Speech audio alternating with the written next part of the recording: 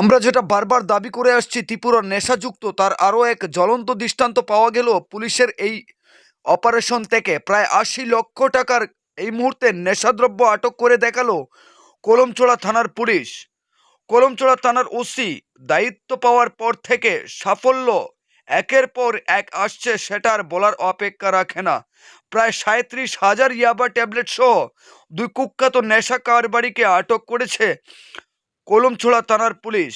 কলমচোড়া ভেলুয়ারচর লাড়ুবাড়ি নাকা পয়েন্টে গাড়ি তল্লাশি করে এই ২ কুখ্যাত নেশা কারবারিকে আটক করতে সক্ষম হয়েছে কলমচোড়া থানার পুলিশ। একান্ত এক সাক্ষাৎকারে কলমচোড়া থানার ওসি কি বলছেন শোনাবো আপনাদের। বক্সনগর থেকে জুয়েল রানার প্রতিবেদন, লাল শক্তি নিউজ। রাত্রে আমাদের কাছে খবর আসে নাকাতে ২ জন লোককে সন্দেহভাজন অবস্থায় আটক করেছি এবং আমাদের নাকা যে ডিউটিতে ছিলেন উনি আমাদের জানান যে খুব সম্ভবত ওদের কাছে কন্ট্রাব্যান্ড কোনো আইটেম আছে।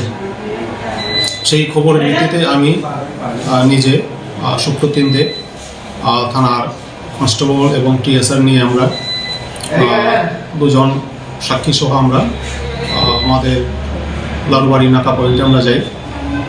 গিয়ে আমরা এনডিপিএস কেসের যে নিয়ম অনুযায়ী ভিডিওগ্রাফির মাধ্যমে তাদের আমরা তল্লাশি চালাই আমরা।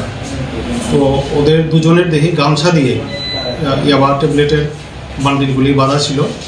আমরা মোট ৩৭,৮০০ ইয়াবা ট্যাবলেট তাদের ২ জনের কোমর থেকে আমরা গামছাতে বাঁধা অবস্থায় উদ্ধার করি।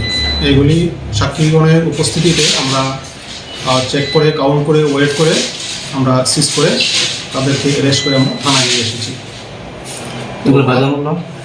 এটার বাজার মূল্য অনুমান ৮০ লক্ষ টাকা হবে। আজকে আমরা ওদের রিমান্ড চেয়ে আমরা কোর্টে চালান দিচ্ছি।